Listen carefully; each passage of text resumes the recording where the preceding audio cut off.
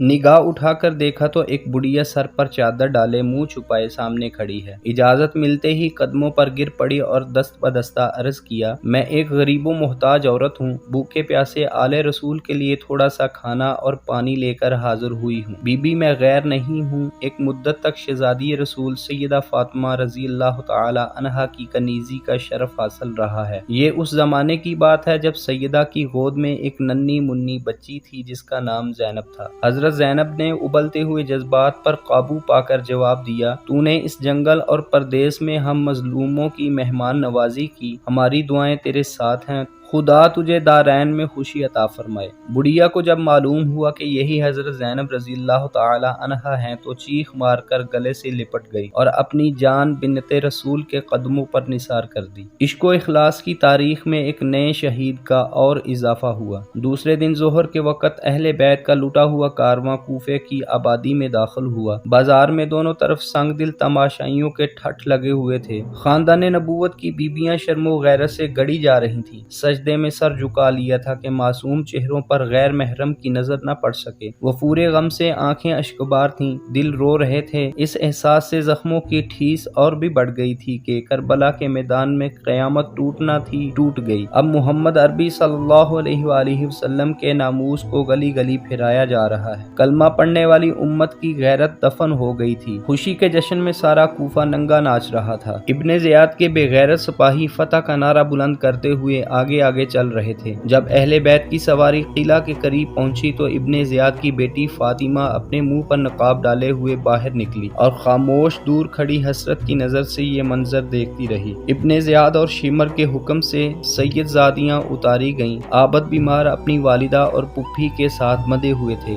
ادھر بخار کی شدت سے ضعف و ناتوانی انتہا کو پہنچ گئی تھی۔ اونٹ سے اترتے وقت غش آ گیا اور بے حال ہو کر زمین پر گر پڑے، سر زخمی ہو گیا، خون کا فوارہ چھوٹنے لگا۔ یہ دیکھ کر حضرت زینب بے تاب ہو گئیں، دل بھر آیا، ڈب ڈبائی آنکھوں کے ساتھ کہنے لگی، آل فاطمہ میں ایک ہی عابد بیمار کا خون محفوظ رہ گیا تھا، چلو اچھا ہوا کوفے کی زمین پر قرض بھی ادا ہو گیا۔ ابن زیاد کا دربار نہایت تزک و احتشام سے آراستہ کیا گیا تھا۔ فتح کے نشے میں سرشار تخت پر بیٹھا ہوا زیاد اپنی فوج کے سرداروں کی زبانی کربلا کے واقعات سن رہا تھا۔ سامنے ایک تشت میں امام علی مقام کا سر مبارک رکھا ہوا تھا۔ ابن زیاد کے ہاتھ میں ایک چھڑی تھی، وہ بار بار حضرت امام کے لبہائے مبارک کے ساتھ گستاخی کرتا تھا اور کہتا جاتا تھا کہ اسی منہ سے خلافت کا دعوے دار تھا۔ دیکھ لیا قدرت کا فیصلہ، حق سر بلند ہوا، باطل کو ذلت نصیب ہوئی۔ صحابی رسول حضرت زید ابن ارقم رضی اللہ تعالی عنہ اس وقت دربار میں موجود تھے۔ ان سے یہ گستاخی دیکھی نہ گئی، جوش عقیدت میں چیخ پڑے، ظالم یہ کیا کرتا ہے، چھڑی ہٹا لے، نسبت رسول کا احترام کر، میں نے بارہا سرکار کو اس چہرے کا بوسہ لیتے ہوئے دیکھا ہے۔ ابن زیاد نے غصے سے پیچ و تاب کھاتے ہوئے کہا، تو اگر صحابی رسول نہ ہوتا تو میں تیرا سر قلم کروا دیتا۔ حضرت زید بن ارقم رضی اللہ تعالی عنہ نے حالت غیظ میں جواب دیا، اتنا ہی تجھے رسول اللہ کی نسبت کا خیال ہوتا تو ان کے جگر گوشوں کو تو کبھی قتل نہ کراتا۔ تجھے ذرا بھی غیرت نہیں آئی کہ جس رسول کا تو کلمہ پڑھتا ہے انہی کی اولاد کو تحقیق کرایا ہے اور اب ان کی عفت مآب بیٹیوں کو قیدی بنا کر گلی گلی پھرا رہا ہے۔ ابن زیاد یہ زلزلہ خیز جواب سن کر تل ملا گیا، لیکن مصلحتاً خون کا گھونٹ پی کر رہ گیا۔ اسیران حرم کے ساتھ ایک بوسیدہ چادر میں لپٹی ہوئی حضرت زینب ایک گوشے میں بیٹھی ہوئی تھی۔ ان کی کنیزوں نے انہیں اپنے جرمٹ میں لے لیا تھا۔ ابن زیاد کی نظر پڑی تو دریافت کیا، یہ کون عورت ہے؟ کئی بار پوچھنے پر ایک کنیز نے جواب دیا، زینب بنت علی رضی اللہ تعالی عنہا۔ ابن زیاد نے حضرت زینب کو مخاطب کرتے ہوئے کہا، خدا نے تیرے سرکش سردار اور تیرے اہل بیت کے نافرمان باغیوں کی طرف سے میرا دل ٹھنڈا کر دیا۔ اس اذیت ناک جملے پر حضرت زینب اپنے آپ کو سنبھال نہ سکی، بے اختیار رو پڑی اور فرمایا، واللہ تو نے میرے سردار کو قتل کر ڈالا، میرے خاندان کا نشان مٹایا، میری شاخیں کاٹ دیں، میری جڑ اکھاڑ دی، اگر اس سے تیرا دل ٹھنڈا ہو سکتا ہے تو ہو جائے۔ اس کے بعد ابن زیاد کی نظر عابد بیمار پر پڑی، وہ انہیں بھی قتل کرنا ہی چاہتا تھا کہ حضرت زینب بے قرار ہو کر چیخ چیخ اٹھی، میں تجھے خدا کا واسطہ دیتی ہوں، اگر تو اس بچے کو قتل کرنا ہی چاہتا ہے مجھے بھی اس کے ساتھ قتل کر ڈال۔ ابن زیاد پر دیر تک سکتے کا عالم طاری رہا۔ اس نے لوگوں سے مخاطب ہو کر کہا، خون کا رشتہ بھی کیسی عجیب چیز ہے، واللہ مجھے یقین ہے کہ یہ سچے دل سے لڑکے کے ساتھ قتل ہونا چاہتی ہے، اچھا اسے چھوڑ دو، یہ بھی اپنے خاندان کی عورتوں کے ساتھ جائے۔ اس واقعہ کے بعد ابن زیاد نے جامع مسجد میں شہر والوں کو جمع کیا اور خطبہ دیتے ہوئے کہا، اس خدا کی حمد و ستائش جس نے امیر المومنین یزید بن معاویہ کو غالب کیا اور کذاب ابن کذاب حسین بن علی کو ہلاک کر ڈالا۔ اس اجتماع میں مشہور محب اہل بیت حضرت ابن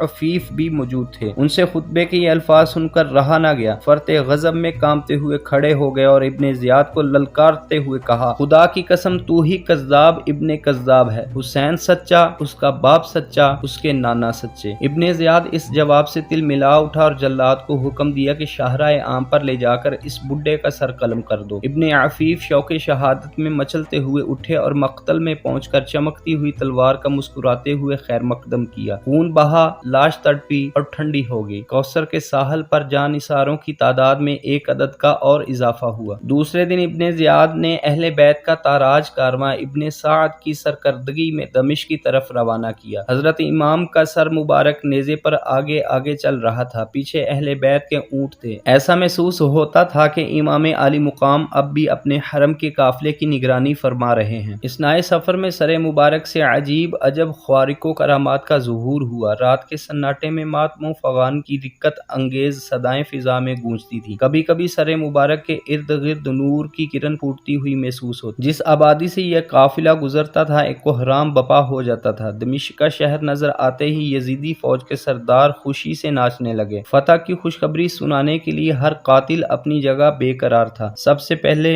زاہر بن قیس نے یزید کو فتح کی خبر سنائی۔ حسین ابن علی اپنے 18 اہل بیت اور 60 عوان و انصار کے ساتھ ہم تک پہنچے۔ ہم نے چند گھنٹے میں ان کا قلعہ قمع کر دیا۔ اس وقت کربلا کے ریگستان میں ان کے لاشیں برہنہ پڑے ہوئے ہیں، ان کے کپڑے خون میں تر بتر ہیں، ان کے رخسار گرد و غبار سے میلے ہو رہے ہیں، ان کے جسم دھوپ کی تمازت اور ہوا کی شدت سے خشک ہو گئے ہیں۔ پہلے تو فتح کی خوشخبری سن کر یزید جوم اٹھا، لیکن اس زلزلہ خیز اور ہلاکت آفریں اقدام کا ہولناک انجام جب نظر کے سامنے آیا تو کانپ گیا، بار بار چھاتی پیٹتا تھا کہ ہائے، اس واقعہ نے ہمیشہ کے لیے مجھے تنگے اسلام بنا دیا۔ مسلمانوں کے دلوں میں میرے لیے نفرت و دشمنی کی آگ ہمیشہ سلگتی رہے گی۔ قاتل کی پشیمانی مقتول کی اہمیت تو بڑھا سکتی ہے پر قتل کا الزام نہیں اٹھا سکتی۔ اس کے بعد یزید نے شام کے سرداروں کو اپنی مجلس میں بلایا، اہل بیت کو بھی جمع کیا اور امام زین العابدین سے خطاب کرتے ہوئے کہا، اے زین العابدین، تمہارے ہی باپ نے میرا رستہ کاٹا، میری حکومت چھیننا چاہی، اس پر خدا نے جو کچھ کیا وہ تم دیکھ رہے ہو۔ اس کے جواب میں امام زین العابدین نے قرآن پاک کی ایک آیات پڑھی جس کا مفہوم یہ ہے کہ تمہاری کوئی مصیبت ایسی نہیں جو پہلے سے نہ لکھی ہو۔ دیر تک خاموشی رہی، پھر یزید نے شامی سرداروں کی طرف متوجہ ہو کر کہا، اہل بیت کے ان اسیروں کے بارے میں تمہارا کیا مشورہ ہے؟ بعض لوگوں نے سخت کلامی کے ساتھ بدسلوکی کا مشورہ دیا، مگر نعمان بن بشیر نے کہا، ان کے ساتھ وہی سلوک کرنا چاہیے جو رسول صلی اللہ علیہ وآلہ وسلم اس حال میں دیکھ کر کرتے۔ یزید نے حکم دیا کہ اسیروں کی رسیاں کھول دی جائیں اور سید زادیوں کو شاہی محل میں پہنچا دیا جائے۔ یہ سن کر حضرت زینب رو پڑی اور انہوں نے گلوگیر آواز میں کہا، تو اپنی حکومت میں رسول زادیوں کو گلی گلی پھرا چکا، اب ہماری بے بسی کا تماشا اپنی عورتوں کو نہ دکھا، ہم خاک نشینوں کو کوئی ٹوٹی پھوٹی جگہ دے دے جہاں سر چھپا لیں۔ بالآخر یزید نے ان کے قیام کے لیے مکان کا انتظام کیا۔ امام کا سر مبارک یزید کے سامنے رکھا ہوا تھا اور بدبخت اپنے ہاتھ کی چھڑی کے ساتھ پیشانی مبارک کی گستاخی کر رہا تھا۔ صحابی رسول حضرت اسلمہ نے ڈانٹتے ہوئے کہا، ظالم، یہ بوسہ گاہ رسول اللہ صلی اللہ تعالی علیہ وآلہ وسلم ہے، اس کا احترام کر۔ یزید یہ سن کر تل ملا گیا، صحابی رسول کے خلاف کچھ کرنے کی ہمت نہ ہو سکی۔ حضرت زینب کی خواہش پر سر مبارک ان کے حوالے کر دیا گیا، وہ سامنے رکھ کر روتی رہتی تھی۔ کبھی حضرت شہر بانو اور ام رباب سینے سے لگائے بیتے ہوئے دنوں کی یاد میں کھو جاتی۔ ایک رات کا ذکر ہے، نصف شب گزر چکی تھی، سارے دمشق پر نیند کا سناٹا چھایا ہوا تھا۔ اہل بیت کے مصائب پر ستاروں کی آنکھیں بھی بر آئیں۔ اچانک سادات کی قیام گاہ سے کسی عورت کا نالہ بلند ہوا، محل کی دیواریں ہل گئیں، دل کی آگ سے فضا میں چنگاریاں اڑنے لگیں۔ یزید دہشت سے کانپنے لگا، جا کر دیکھا تو حضرت زینب بائی کا سر گود میں لیے لیے ہوئے بلبلا رہی ہیں۔ درد و کرب کی ایک قیامت جاگ اٹھی ہے۔ اس درد انگیز نالے سے اس کے دل میں جو دہشت سمائی تو عمر کی آخری سانس تک نہیں نکلی۔ اسے اندیشہ ہو گیا کہ کلیجہ توڑ دینے والی یہ فریاد اگر دمشق کے در و دیوار سے ٹکرا گئی تو شاہی محل کی اینٹ سے اینٹ بچ جائے گی، کیونکہ دمشق کی جامع مسجد میں حضرت امام زین العابدین نے اہل بیت کے فضائل و مناقب اور یزید کے مظالم پر مشتمل جو تاریخی خطبہ دیا تھا اس نے لوگوں کے دل دہلا دیے تھے اور ماحول میں اس کی اثر انگیزی اب تک باقی تھی۔ اگر تقریر کا سلسلہ کچھ دیر اور جاری رہتا اور یزید نے گھبرا کر اذان نہ دلوا دی ہوتی تو اسی دن یزید کے شاہی اقتدار کی اینٹ سے اینٹ بچ جاتی اور اس کے خلاف عام بغاوت پھیل جاتی۔ اس لیے دوسرے ہی دن نعمان ابن بشیر کی سرکردگی میں معاذ 30 سواروں کے اہل بیت کا یہ تاراج کارواں مدینے کی طرف روانہ کر دیا۔ ہزار کوشش کی کہ کربلا کی یہ دہکتی ہوئی چنگاری کسی طرح ٹھنڈی ہو جائے، لیکن جو آگ بحر و بر میں لگ چکی تھی اس کا سرد ہونا ممکن نہیں تھا۔ صبح کی نماز کے بعد اہل بیت کا دلگداز قافلہ مدینے کے لیے روانہ ہو گیا۔ حضرت نعمان ابن بشیر بہت رقیق القلب، پاک باز اور محب اہل بیت تھے۔ دمشق کی آبادی سے جو ہی قافلہ باہر نکلا، حضرت نعمان امام زین العابدین کی خدمت میں حاضر ہوئے اور دست بدستہ عرض کیا، یہ نیاز مند حکم کا غلام ہے، جہاں جی چاہیے تشریف لے جائیے، میری تکلیف کا خیال نہ کیجیے، جہاں حکم دیجیے گا پڑاؤ کروں گا، جب فرمائیے گا کوچ کروں گا۔ کچھ لوگوں کا کہنا ہے کہ حضرت زین العابدین وہیں سے کربلا واپس ہوئے اور شہدائے اہل بیت کو دفن کیا، اور کچھ لوگ کہتے ہیں کہ کربلا کے آس پاس کی آبادیوں کو جب خبر ہوئی تو وہ ماتم کنا آئے اور شہیدوں کی تجہیز و تکفین کا فرض انجام دیا۔ آخر الذکر روایت زیادہ قابل اعتماد ہے۔ حضرت امام عرش مقام کا سر مبارک اب نیزے پر نہیں، حضرت زینب و شہر بانو اور عابد بیمار کی گود میں تھا۔ پہاڑوں، صحراؤں اور ریگستانوں کو عبور کرتا ہوا قافلہ مدینے کی طرف بڑھتا رہا۔ منزلیں بدلتی رہیں اور سینے کے جذبات مچلتے رہے، یہاں تک کہ کئی دنوں کے بعد اب حجاز کی سرحد شروع ہو گئی۔ اچانک سویا ہوا درد جاگ اٹھا۔ رحمت و نور کی شہزادیاں اپنے چمن کا موسم بہار یاد کر کے مچل گئیں۔ کربلا جاتے ہوئے انہی راہوں سے بھی گزرے تھے۔ کشور امامت کی یہ رانیاں اس وقت اپنے تاجداروں اور ناز برداروں کے ذل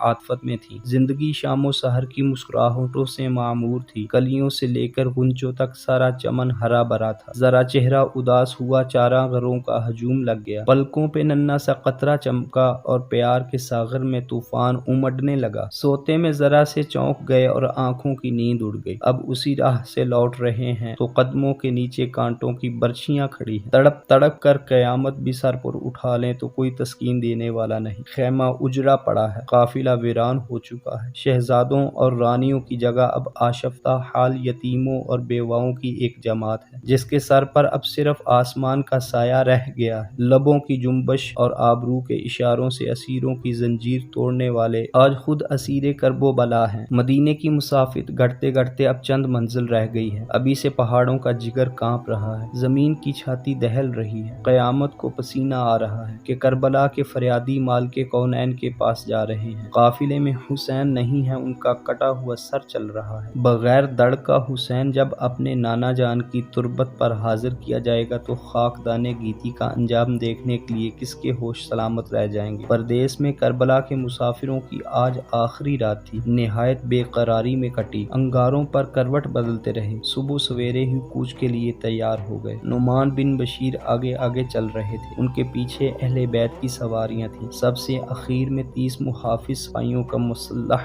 دستہ تھا۔ دوپہر کے بعد مدینے کی سرحد شروع ہو گئی۔ اب فریادیوں کا حال بدلنے لگا، سینے کی آگ تیز ہونے لگی۔ جیسے جیسے مدینہ قریب آتا جا رہا تھا، جذبات کے سمندر میں طوفان کا تلاطم بڑھتا جاتا۔ کچھ دیر چلنے کے بعد اب پہاڑیاں نظر آنے لگیں، کھجوروں کی قطار اور سبزہ زاروں کا سلسلہ شروع ہو گیا۔ یوں ہی مدینے کی آبادی چمکی، صبر و شکیب کا پیمانہ چھلک اٹھا، کلیجہ توڑ کر آہوں کا دھواں نکلا اور ساری فضا پر چھا گیا۔ ارمانوں کا گہوارہ دے کر دل کی چوٹ ابھر آئی۔ حضرت زینب، حضرت شہر بانو، حضرت عابد بیمار ابلتے ہوئے جذبات کی تاب نہ لا سکے۔ اہل حرم کے دردناک نالوں سے زمین کانپنے لگی، پتھروں کا کلیجہ پھٹ گیا۔ ایک سانڈنی سوار نے بجلی کی طرح سارے مدینے میں خبر دوڑا دی کہ کربلا سے نبی زادوں کا لٹا ہوا قافلہ آ رہا ہے، شہزادہ رسول کا کٹا ہوا سر بھی ان کے ساتھ ہے۔ یہ خبر سنتے ہی ہر طرف کوہرام مچ گیا، قیامت سے پہلے قیامت آ گئی۔ وفور غم اور جذبہ بے خودی میں اہل مدینہ باہر نکل آئے۔ جیسے ہی آمنا سامنا ہوا اور نگاہیں چار ہوئیں، دونوں طرف شورش غم کی قیامت ٹوٹ پڑی۔ آہ و فغاں کے شور سے مدینے کا آسمان دہل گیا۔ حضرت امام حسین کا کٹا ہوا سر دیکھ کر لوگ بے قابو ہو گئے، دہاڑے مار مار کر رونے لگے۔ ہر گھر میں صف ماتم بچھ گئی۔ حضرت زینب فریاد کرتی ہوئی مدینہ میں داخل ہوئی، نانا جان اٹھیے، اب قیامت کا کوئی دن نہیں آئے گا، آپ کا سارا کنبہ لٹ گیا،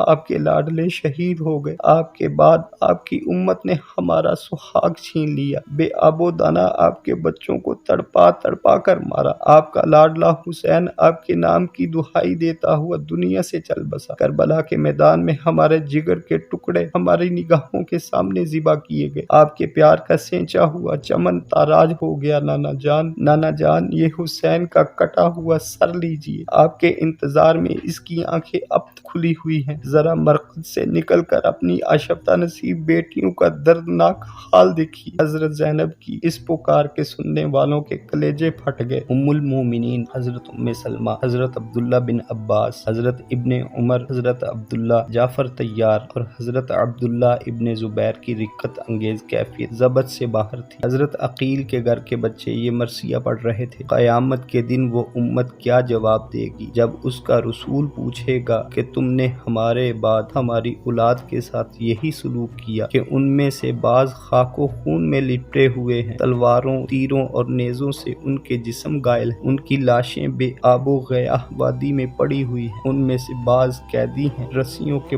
بندھن سے ہاتھ نیلے پڑ گئے۔ حضرت سغرا پچھاڑے کھا کھا کر گر رہی تھی، بار بار اپنی والدہ اور پھوپھی سے لپٹ لپٹ کر پوچھتی تھی، ہمارے بابا جان کہاں ہے؟ ہمارے ننھے علی اصغر کو کہاں چھوڑا ہے؟ بابا جان وعدہ کر کے گئے تھے کہ جلد ہی وہ واپس لوٹیں گے، جس طرح ہو انہیں منا کے لائیے۔ اپنے امام کا کٹا ہوا سر لیے اہل بیت کا یہ تاراج کارواں جس دم روضہ رسول پر حاضر ہوا، ہوائیں رک گئی، گردش وقت ٹھہر گئی، بہتے ہوئے دھارے تھم گئے، آسمانوں میں ہلچل مچ گئی، پوری کائنات دم بخود تھی کہ کہیں آج ہی قیامت نہ آ جائے۔ اس وقت کا دلگداز اور روح فرسا منظر ضبط بیاں سے باہر، قلم کو یار ان کے درد و علم کی وہ تصویر کھینچ سکے جس کی یاد اہل مدینہ کو صدیوں تڑپاتی رہی۔ اہل حرم کے سوا کسی کو نہیں معلوم کہ حجرہ عائشہ میں کیا ہوا، کربلا کے فریادی اپنے نانا جان کی تربت سے کس طرح واپس لوٹے، پروردہ ناز کا سر مرقد انور کے باہر تھا، رحمت کی جلوہ گاہ خاص میں جب جنت کے پھول ہی ٹھہرے تو نرگس کی چشم محرم سے اہل چمن کا کیا پردہ تھا، برزخ کی دیوار تو غیروں پر حائل ہوتی ہے، اپنی ہی گود کے پروردوں سے کیا حجاب۔ حضرت زینب، حضرت شہر بانو، حضرت ام رباب، عابد بیمار اور ام کلثوم و سکینہ یہ سب کے سب محرم اسرار ہی تھے۔ اندرون خانہ کیا واقعہ پیش آیا کون جانے، اشکبار آنکھوں پر رحمت کی آستین کس طرح رکھی گئی، کربلا کے پس منظر میں مشیت الہی کا سر بسا راز کن لفظوں میں سمجھایا گیا۔ پس دیوار کھڑے رہنے والوں کو عالم غیب کی ان سرگزشتوں کا حال کیا معلوم۔ مرقد رسول سے سیدہ کی خواگواگی 2 ہی قدم کے فاصلے پر تھی، کون جانتا ہے لاڈلے کو سینے سے لگانے اور اپنے یتیموں کے آنسو آنچل میں جذب کرنے کے لیے ممتا کے اضطراب میں وہ بھی کسی مخفی گزرگاہ سے اپنے بابا جان کی حریم پاک تک آ گئی ہوں۔ تاریخ صرف اتنا بتاتی ہے کہ حضرت زینب نے بلک بلک کر کربلا کی داستانیں زلزلہ خیز سنائی۔ شہر بانو نے کہا، خاندان رسالت کی بیوہ اپنا سہاگ لوٹا کر در دولت پر حاضر۔ عابد بیمار نے عرض کیا، یتیمی کا داغ لیے حسین کی آخری نشانی ایک بیمار نیم جاں شفقت و کرم اور صبر و ضبط کی بھیک مانگتا ہے۔ آہ و فغاں کا ابلتا پورا ساغر تھم جانے کے بعد شہزادہ کونین حضرت امام علی مقام رضی اللہ تعالی عنہ مقام کا سر مبارک مادر مشقہ حضرت سیدہ کے پہلو میں سپرد خاک کر دیا گیا۔ دریا کا بچھڑا ہوا قطرہ پھر دریا میں جا ملا، پھر اٹھتی ہوئی موجوں نے اسے آغوش میں لے لیا۔